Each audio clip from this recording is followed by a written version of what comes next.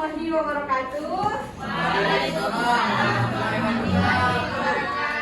Sebelumnya selamat pagi Bapak Ibu, bagaimana kabarnya hari ini? Oke, baik, ada yang baik, ada yang tidak baik, karena ada yang sudah ada di fase tanggal tua, tapi ada yang mungkin hari ini sudah berada di fase tanggal muda. Jadi Bapak Ibu, sebelumnya ada pepatah mengatakan tak kenal maka tak sayang. Jadi perkenalkan kami di mahasiswa dari Fakultas Ilmu Kesehatan, tepatnya prodinya itu Prodi S1 Keperawatan dari kampus Universitas Sulawesi Barat. Nah, Bapak Ibu, sesuai dengan janji kita kemarin bahwa hari ini kami akan mengadakan penyuluhan atau pemberian materi kepada Bapak Ibu sekalian terkait pencegahan dari luka bakar. Baik Bapak Ibu, mungkin Bapak Ibu bertanya-tanya nih, apa yang harus dilakukan saat terjadi luka bakar? Mungkin ada yang masih menggunakan ini, menggunakan itu, atau menggunakan cara ini, atau menggunakan cara itu. Nah, kami di sini meminta waktu Bapak Ibu sekitar 30 menit ke depan agar kiranya Bapak Ibu bisa memperhatikan materi yang akan kami sampaikan, dan di akhir nanti kita akan ada sesi tanya jawab. Jadi Bapak Ibu nanti bisa menyampaikan pertanyaannya dan kami akan berusaha untuk menjawab semampu kami.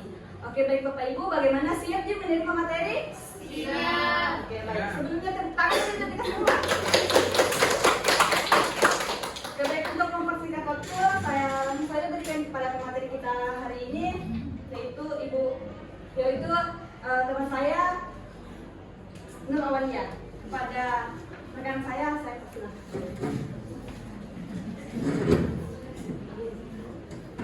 Baik, di sini saya akan membahas mengenai pencegahan primer, sekunder, tersier pada luka bakar.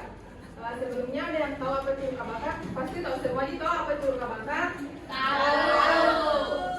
Nah, luka bakar adalah kerusakan pada kulit tubuh yang disebabkan oleh paparan eksternal seperti panas, dingin, sinar ultraviolet, radiasi listrik, bahan kimia atau gesekan. Nah, bagaimana penanganan luka bakar? Ada dua, yaitu membersihkan dengan air bersih sudah mengalir, dan kedua berikan salep yang berbentuk gel. Adapun pencegahannya, yang pertama itu pencegahan primer, yang dimana beberapa usaha yang dapat dilakukan antara lain yang pertama itu menghindari membiarkan memasak di atas kompor tanpa pengawasan. Yang kedua, jauhkan cairan panas dari jangkauan anak-anak. Yang ketiga, cabut saklar elektronik seperti setrika saat tidak digunakan. Yang keempat, membersihkan dan menutup luka bakar. Yang kelima, jauhkan luka bakar dari paparan sinar matahari langsung. Yang keenam, segera rujuk ke fasilitas kesehatan. Adapun pencegahan sekunder, yaitu pencegahan sekunder dapat dilakukan dengan beberapa cara, yaitu hentikan pajanan segera. Yang kedua, lepaskan semua pakaian atau perhiasan di sekitar area kulit yang terbakar. Hati-hati, tidak perlu melepaskan apapun yang melekat pada kulit yang terbakar karena akan menimbulkan nyeri. Yang ketiga, dinginkan luka bakar dengan air mengalir suhu ruangan selama 20 menit setelah terjadi cedera. Adapun pencegahan tersiernya, yaitu pencegahan tersier dapat dilakukan dengan perawatan yang dapat mengurangi rasa nyeri dan keluhan serta perbaikan di bidang psikologi, sosial, dan spiritual. Cara untuk pencegahan tersier bisa dilakukan dengan beberapa cara, yaitu peregangan, penguatan, latihan kerja dalam kehidupan sehari-hari, rehabilitas psikis. Apa yang harus dihindari untuk orang dengan luka bakar serius? Yang pertama itu jangan melepaskan pakaian atau mencoba membersihkan area yang terbakar. Yang kedua, jangan pindahkan orang tersebut kecuali orang tersebut dalam bahaya langsung. Yang ketiga, jangan gunakan selimut atau handuk untuk menutupi orang tersebut karena serat yang lepas dapat menempel pada luka bakar. Luka bakar akibat listrik, yang dimana rawat luka bakar ringan pada kulit akibat listrik seperti luka bakar ringan. Letakkan kain dan basah pada area tersebut. Bersihkan kulit dengan lembut. Tempelkan perban pada area tersebut. Untuk luka bakar serius, hubungi nomor darurat medis setempat. Segera lakukan tindakan berikut seperti sambil menunggu bantuan medis. Yang pertama, matikan sumber listrik jika memungkinkan. Jika tidak, jauhkan sumber listrik dari Anda dan korban. Gunakan benda kering non-konduktor yang terbuat dari kardus, plastik atau kayu. Mulailah CPR jika orang tersebut tidak bernapas, batuk atau bergerak dan tidak memiliki denyut nadi. Tutup area yang terbakar dengan perban atau steril jika tersedia atau kain bersih. Cobalah untuk mencegah orang yang terluka kedinginan. Baik Bapak-bapak, Ibu-ibu, mungkin itu saja yang materi dari saya.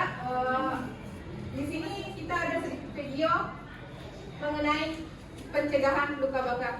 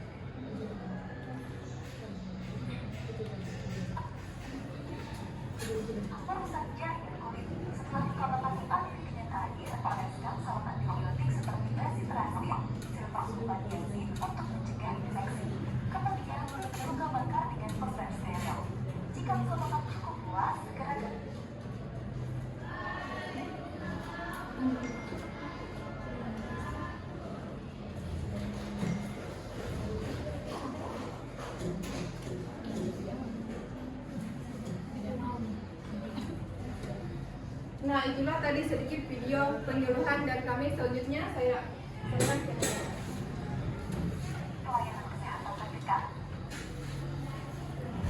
Oke, baik. Bagaimana Bapak Ibu terkait penyampaian materi dari materi kita pada hari ini? Mungkin hanya itu sedikit saja materi dari kami terkait pencegahan yang dapat dilakukan pada luka bakar dan apa yang tidak bisa dilakukan pada luka bakar. Mungkin Bapak Ibu sekalian ada yang bertanya-tanya terkait penyampaian materi kami tadi, dipersilahkan dengan sangat hormat. Oke, baik, yang dimulai dari depan dulu nih. Silahkan Ibu diperkenalkan namanya dulu. Assalamualaikum warahmatullahi wabarakatuh. Perkenalkan saya Ibu Fatimah. Jadi tadi dijelaskan sama adik-adik mahasiswa kalau misalnya kalau luka bakar itu yang serius itu dilakukan CPR katanya tadi, tapi sepengetahuan saya karena ada tetanggaku yang perawat juga katanya CPR itu kayak apa pompa jantung begitu.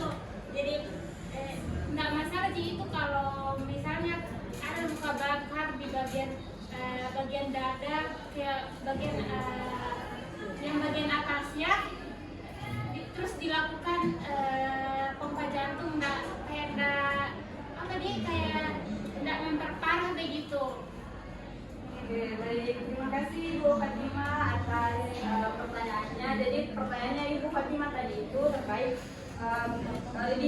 saya rangkum ya pertanyaan itu bisa tidak sih dilakukan CPR ini pada pasien pasien luka bakar dan ada luka bakar di bagian dadanya. Oke, baik, itu tadi pertanyaan dari Ibu Fatima. Terlalu dulu untuk menunjukkan pertanyaan dari kita ke tanya dulu. Ya, silakan Ibu, mungkin bisa berdiri dan perkenalkan namanya.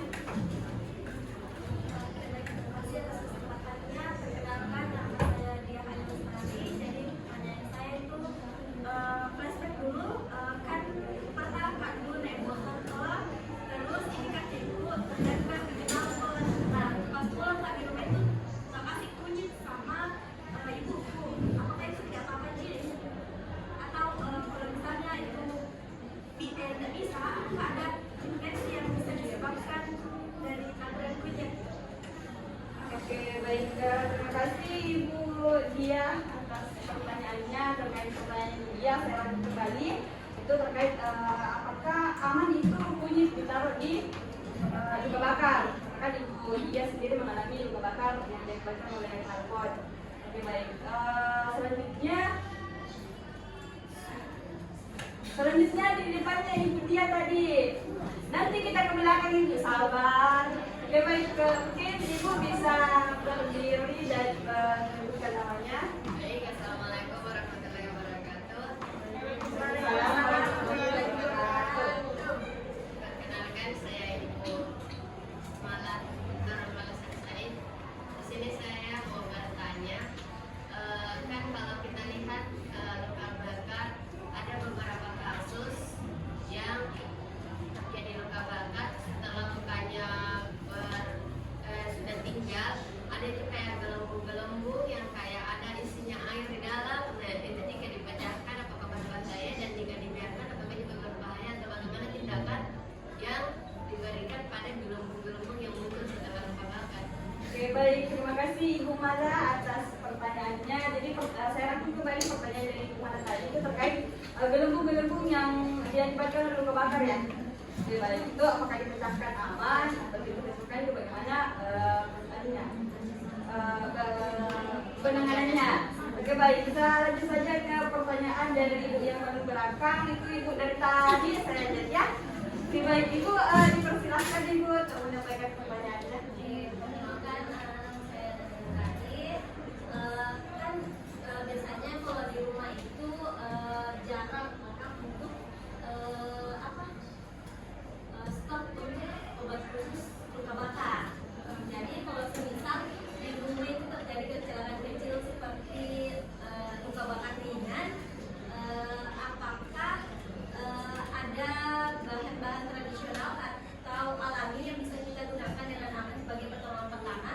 Misalnya mungkin bahan dapur atau tanaman tertentu yang efektif membantu mengurangi rasa sakit atau mencegah. Oke, baik, terima kasih Bu Nadia atas pertanyaannya. Jadi saya lanjut kembali dari pertanyaan Ibu Nadia tadi itu terkait obat-obat herbal atau obat-obat alami yang dapat diberikan pada orang yang terkena atau mengalami luka bakar di rumah. Oke, baik. Oke, baik, terima kasih atas pertanyaan dari keempat ibu sekalian. Mungkin ini bapak-bapaknya tidak ada suaranya. Mungkin bapak, ada di belakang mau bertanya. Mungkin bisa bapak berdiri dan sampaikan pertanyaannya. Jangan lupa perkenalkan nama bapak. Oke, baik, yang saya nama saya Pak Irfan. Jadi yang saya mau tanyakan, kan di kampung saya itu dari kampung saya itu kemarin pernah mengalami luka bakar sedikit, namun dia itu penanganan pertamanya itu menggunakan garam. Nah, jadi pertanyaan saya itu apakah juga ini menggunakan garam efektif tidak untuk luka bakar pertama? Terima kasih. Oke, baik, terima kasih atas pertanyaan dari Bapak Rilvan yang sangat wow pertanyaannya, karena itu terjadi langsung di kampungnya. Jadi terkait saya kembali terkait pertanyaan dari Bapak Rilvan tadi terkait bagaimana kalau luka bakar itu diberikan garam atau air garam. Nah, mungkin itu tadi pertanyaan dari Bapak Rilvan. Kita geser ke sebelah kiri saya, ternyata masih ada yang ingin bertanya. Kepada Ibu dipersilakan berdiri Ibu dan perkenalkan namanya. Perkenalkan, nama saya Ibu Nurhanisa. Saya tuh pernah lihat anak tetangga saya kena motor, terus melepuh, terus dikasih pasta gigi. Jadi bagaimana itu? Apakah akan mengakibatkan infeksi atau gimana? Oke, baik, pertanyaan dari Ibu Hanisa sangat-sangat bagus juga terkait pertanyaannya terkait saya rangkum ya. Jadi pertanyaannya Ibu Hanisa tadi, bagaimana itu kalau luka bakar dikasih pasta gigi? Karena dia alami sendiri atau dia lihat sendiri bahwa ada anak-anak yang terkena dari knalpot dan mengalami luka bakar. Mungkin masih ada yang ingin bertanya atau sudah cukup nih? Banyak sekali nih. Oke, baik, mungkin Bapak Ibu menantikan jawaban dari kami.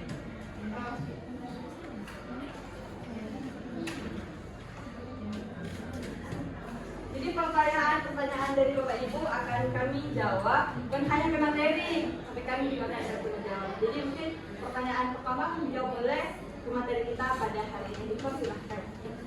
Baik, saya akan menjawab pertanyaan dari Ibu Ima tadi ya. Pertanyaannya itu, apakah bahaya jika CPR dilakukan pada pasien luka bakar pada bagian dada? Betul ya Bu ya? Memberikan CPR pada pasien dengan luka bakar di area dada bisa memiliki risiko tambahan, tetapi tetap harus dilakukan jika pasien tidak memiliki tanda-tanda kehidupan, misalnya tidak ada nadi atau tidak bernapas, karena tindakan ini adalah penyelamatan jiwa. Mungkin itu saja jawaban dari saya, Bu. Terima kasih. Baik, itu tadi jawaban dari pemateri kami. Saya ingin menambahkan sedikit dulu ya. Jadi kalau penggunaan CPR itu pada pasien dengan luka bakar itu di sini digunakan pada pasien yang tidak ada luka bakarnya di bagian dada, atau kayak luka bakarnya itu ada di bagian-bagian yang tidak ada di bagian dadanya. Terus itu kan biasanya kalau luka bakar itu pasiennya itu pasti entah itu luka bakar mungkin terkait CPR ini itu diberikan pada pasien yang mengalami luka bakar dari misalkan itu gas atau luka bakar karena kebakaran, karena pasti dia butuh banyak asap, pasti ada gangguan di bagian pernapasannya. Mungkin itu Ibu, bagaimana Ibu jawabannya? Oke, baik, sama-sama Ibu. Jadi Ibu Fatima sudah puas ya dengan jawabannya. Jadi iklan. Oke, baik, terkait pertanyaan Ibu Ima sudah clear ya. Jadi kita beralih ke pertanyaan selanjutnya.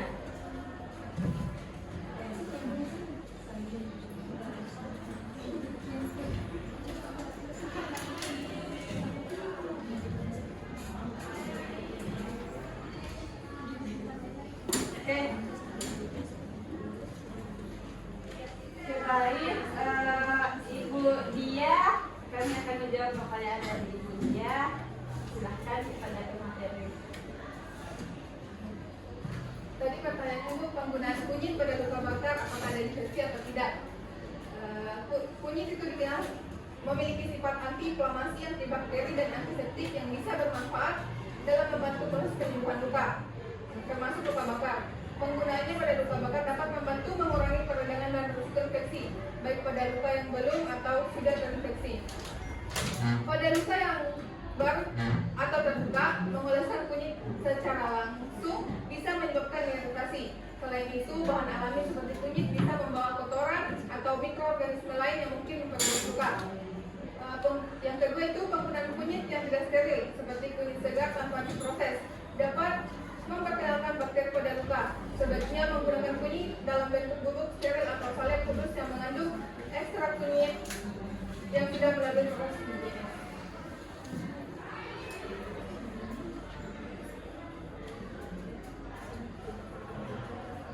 Oke, baik. Bagaimana Ibu Dia atas jawaban dari pertanyaannya?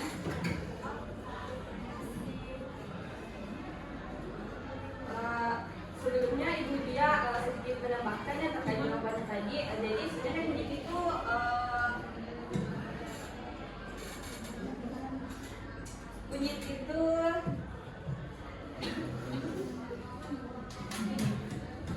bisa mengakibatkan iritasi, namun kunyit itu juga ada anti-inflamasinya, jadi bisa saja Jadi harus penanganan dari awal itu seperti yang disampaikan tadi itu, misalkan dia dialirkan air dulu, terus kenapa ibunya mungkin tak langsung taruh kunyit, karena mungkin ibunya ada pengetahuan sedikit terkait kunyit itu bisa menjadi antibakteri atau bisa mencegah bakteri itu masuk ke dalam lukanya. Bagaimana ibu lihat? Jadi bisa atau tidak? Bisa saja ibu, cuman mungkin pemakaiannya itu tidak selalu harus kunyit, bisa juga memakai obat-obat lain seperti salep atau apa yang didapatkan dari penanganan atau di tenaga pelayanan kesehatan. Oke, baik.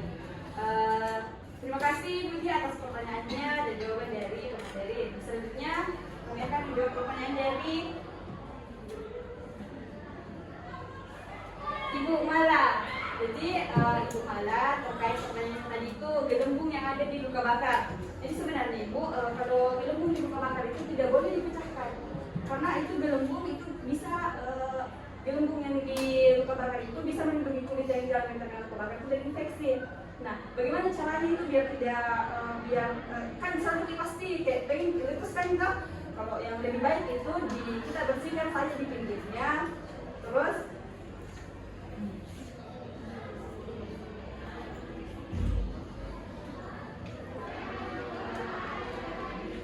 kalau sudah dibersihkan bisa dioleskan luka bakar besar tadi yang sudah disampaikan. Terus pokoknya hindari saja itu untuk meletuskan itu karena itu kulit yang di dalam itu kan itu yang terbakar. Nah, itu kulit yang di luar itu melindungi yang di dalam biar tidak terkena infeksi itu kulit yang di dalam. Nah, kalau pecah sendiri itu berarti prosesnya nih, berarti mau sembuh itu lukanya kalau terpecah itu, walaupun kayak kadang pasti perih lah dirasa kalau kena air atau apa itu kalau misalkan sudah pecah bisa dioleskan lagi pakai salep. Bagaimana Ibu? Ya sudah clear ya Ibu ya terkait pertanyaannya. Jadi sekarang kami akan menjawab pertanyaan dari Bapak Rinfan terkait pertanyaan Bapak Rinfan tadi itu bagaimana penggunaan garam ke luka bakar. Jadi Bapak sebenarnya kalau kita pikir-pikir ya, Bapak Ibu pasti tahu kalau misalkan lecet saja tangan sedikit kan, tapi garam pasti perih. Nah, jawaban dari pertanyaan Bapak Rifan itu mungkin tetangganya itu menaruh atau di desanya Bapak Rifan itu menaruh garam karena mungkin kurang pengetahuan ya atau pemahaman terkait penggunaan garam itu. Jadi Bapak mungkin ini tugasnya Bapak nih, karena kan Bapak sudah mendengarkan nih, nanti jawaban dari kami akan mungkin bisa disampaikan ke masyarakat di desanya Bapak untuk tidak menggunakan lagi itu air garam, karena air garam itu dapat mengakibatkan iritasi pada luka bakar itu. Karena kan kalau pasti terkena itu pasti perih, pasti iritasi nanti itu luka bakarnya. Terus yang kedua itu akan meningkatkan risiko infeksi. Karena kan kalau iritasi ini otomatis itu bakal infeksi, karena pasti bakalan mudah masuk kuman-kuman atau virus-virus. Terus yang ketiga itu kalau misalkan ada luka bakar atau terjadi luka bakar di desanya Bapak, kan tadi itu penggunaan garam itu bisa mengakibatkan iritasi dan meningkatkan infeksi. Nah, untuk mungkin Bapak Rifan bisa sampaikan nih ke masyarakat di desanya Bapak untuk tidak melakukan itu dan lebih baik melakukan ini. Pertama itu kita dinginkan lukanya dulu dengan dihadirkan air sesuai disampaikan dari pemateri tadi. Terus lepaskan pakaian dari penderita luka bakar itu kalau luka bakar itu ada di bagian tubuhnya yang terkena pakaian. Terus untuk lebih bagusnya lagi kalau misalkan bisa langsung dibawa ke pelayanan kesehatan.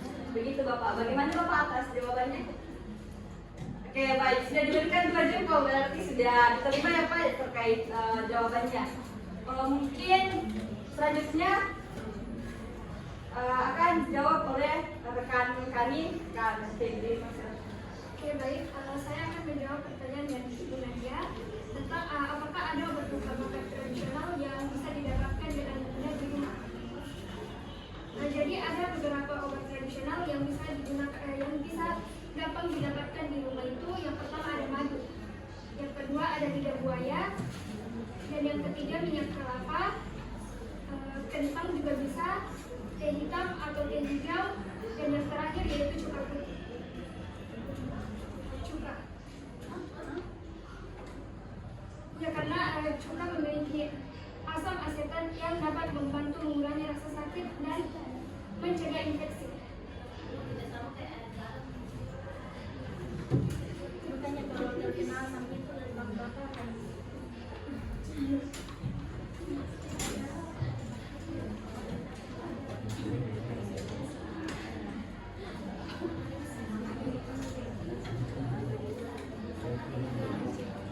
Oke, baik, terkait jawaban dari rekaman itu tadi, mungkin pro dan kontranya di kalangan Bapak Ibu. Jadi untuk penggunaan cuka itu untuk luka bakar yang tidak serius atau luka bakar yang sedikit sih. Untuk itu tadi yang disampaikan untuk menghindari infeksi. Nah, saya tadi ada dengar sedikit desas-desus itu terkait air garam dan dikaitkan dengan asam cuka itu beda. Karena kan asam cuka itu berarti asam, garam itu asin, beda. Jadi disangka. Ya. Jadi bagaimana pro dan kontranya sudah proses dan kontra.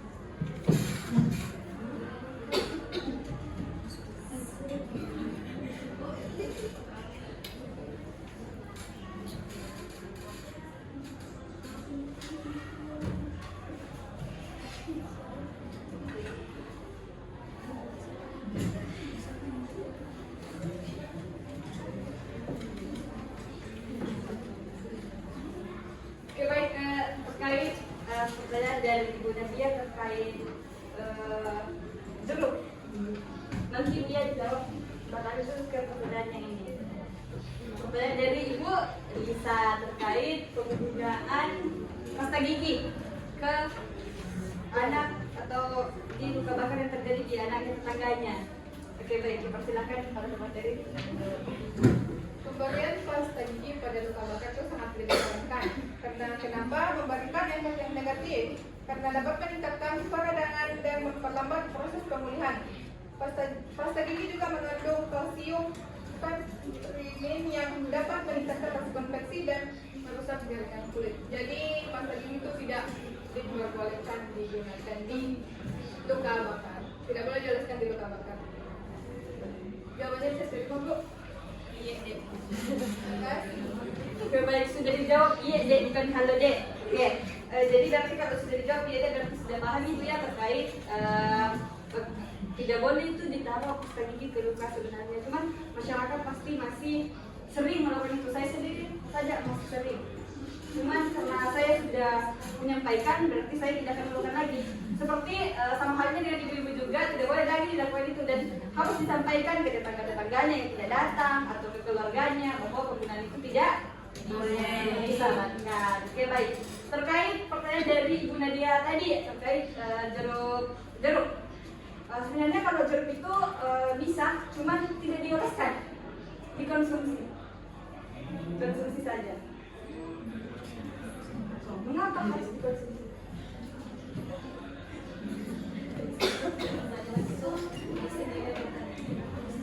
Mengapa saya mengatakan dikonsumsi? Karena kita tahu bahwa jeruk itu mengandung banyak vitamin C. Anda tahu semua sih, Pale. Jadi itu makanya boleh digunakan, tapi hanya dikonsumsi, bukan dioleskan langsung. Oke, baik, terkait masih ada kah pertanyaan yang belum kami jawab? Sudah semua nih? Sudah nih, tidak ada yang bertanya. Oke, baik, kita simpulkan sedikit ya terkait pemaparan terkait dari sangat luar biasa antusiasnya Bapak Ibu terkait pertanyaannya. Wow